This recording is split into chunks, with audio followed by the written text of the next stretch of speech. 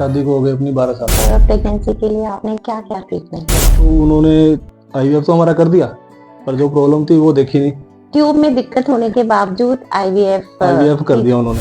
तो उन्होंने आईवीएफ के लिए बोला हमें कि आईवीएफ कराओ और कहीं ऐसी जगह कराओ जो अच्छा हो। अपने किसी रिश्तेदार ने यहाँ का बताया। आज आपके साथ रीता जी और सुशील जी एक बहुत सुंदर बच्चे के साथ शेयर करेंगे अपना पर्सनल एक्सपीरियंस। तो सुशील जी, आपकी शादी को कितने साल हुए हैं? मैडम शादी को हो गए अपनी 12 साल। अच्छा, तो शुरू से आप प्रेगनेंसी के लिए आपने क्या क्या ट्रीटमेंट लिया? मैं शुरू में तो पहले 1-1.5 महीना तो कुछ नहीं किया, ऐसे ही हो जाएगा नेचुरल। 1.5 साल तक? 1-1.5 महीना। अच्छा। 2 महीने के आसपास। फिर उसके बाद हमने सरकारी हॉस्पिटल के चक्कर लगाए जी। कम से कम 1.5-2 साल वहाँ पे चक्कर लगाए। वहाँ पे भी अपना कुछ नहीं हुआ। तो उसके बाद इतना पता लग गया था कि ट्यूब में कुछ प्रॉब्लम है। ट्यूब में इन्फेक्शन वगैरह उन्होंने बताई, पर वहाँ पे रश ज़्यादा होने के कारण ना तो टाइम वो दे नहीं पाए हमें पूरा, जो सरकारी हॉस्पिटल वाले थे।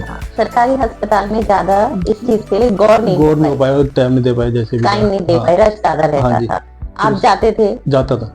मैडम भी साथ में जाते थे, रेगुलर जाते थे, जैसे भी जो भी हमारा टाइम होता था तब जाते थे। जी। आप काम प्राइवेट जॉब प्राइवेट, तो उसमें समय निकाल पाते थे? पूरा निकालना पड़ता था जी, निकालना पड़ता। तो ट्यूब में दिक्कत आने पे फिर नेक्स्ट स्टेप क्या किया? उसके बाद फिर हमने एक आईवीएफ के सेंटर में गए, यहीं पे चंडीगढ़ में था, वहाँ पे कराया।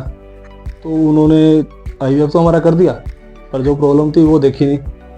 बस उन्होंने आईवीएफ कर दिया और भेज दिया। तो वो भी अपना कामयाब नहीं हुआ। अच्छा, ट्यूब में दिक्कत होने के बावजूद आईवीएफ कर दिया उन्होंने। तो वो कंसीव नहीं हुआ, कुछ हुआ नहीं उसका। तो उसके बाद फिर दोबारा हम 32 गए। फिर वो जो अपनी प्रॉब्लम थी ट्यूब वाली, वो ठीक करवाई।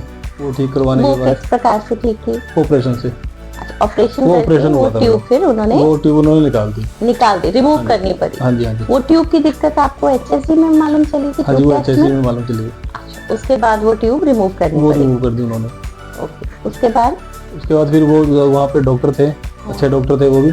तो उन्होंने हमें बताया कि आपको जो है अब नेचुरल तो हो नहीं सकता, और हमारे पास आप जितने चक्कर लगाओगे तो आगे आगे उम्र बढ़ी रही है, कोई फायदा नहीं है, हमारे पास खर्च ज्यादा होता है। तो उन्होंने आईवीएफ के लिए बोला हमें कि आईवीएफ कराओ और कहीं ऐसी जगह कराओ जो अच्छा हो।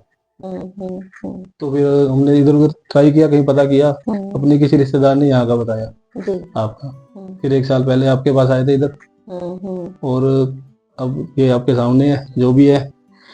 तो जो आपकी आईवीएफ की जर्नी रही है, जब आपकी प्रेगनेंसी स्टार्ट हुई रीता जी, तो आपकी उम्र 36 साल थी, कोई बीपी शुगर की दिक्कत नहीं थी। प्रेगनेंसी में जैसे जैसे ट्रीटमेंट चलता गया, आपको शुगर भी डेवलप हुई, और टेस्ट में, अल्ट्रासाउंड में कुछ थोड़ा सा नुक्स भी आया था।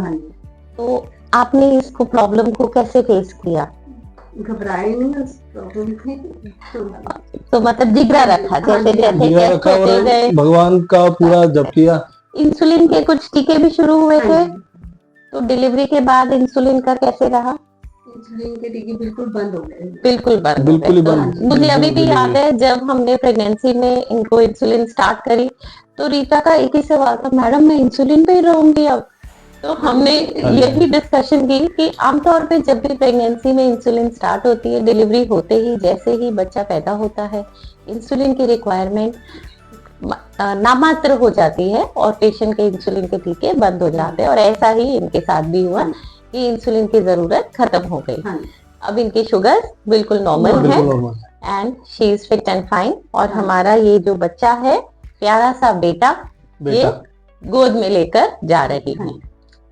और मैं एड बेबी आईवीएफ सेंटर की तरफ से सुशील जी और रीता जी को कांग्रेचुलेशंस कहना चाहता हूँ। और आपने जैसे ये देखा पूरी जर्नी में, आईवीएफ जो प्रोसीजर है एक प्रोसेस है, टेक्निकल प्रोसेस है। और जब तक हम लोग मरीज की, कपल की प्रॉब्लम्स को अंडरस्टैंड नहीं करते पूरी तरह, तो पहले कॉज आइडेंटिफाई करना चाहिए और उसके बाद ही अच्छा रिजल्ट आता है। तो आई एम प्राउड एड बेबी आईवीएफ ने एक और सक्सेस स्टोरी डॉक्टर नूपुर की गाइडेंस के अंदर लिखी है। एंड वंस अगेन आपको बहुत बहुत आपको सब आपके उससे हुआ है। भगवान और दूसरा ये भगवान का मंदिर, और मैं तो ये देख रहा हूँ कि ये भी एक मंदिर ही है और आप लोग यहाँ पे देवता हो। और ये भी एक बहुत बड़ी बात है, मॉडर्न जमाने के अस्पताल ही मंदिर होते हैं, क्योंकि वहाँ पे जात पात धर्म के कोई डिस्क्रिप्शन, आप अगर किसी धर्म के हो तो आपको जाना पड़ेगा अपने पर्टिकुलर सेंटर पे प्रेयर करने। पर मॉडर्न मंदिर हॉस्पिटल्स में कोई धर्म और कोई जात किसी की नहीं पूछी जाती। वो अपने सुशील जी बहुत बड़ी बात है, सोशल मैसेज भी इससे कर रहे हैं। Thank you. Thank you. Thank you.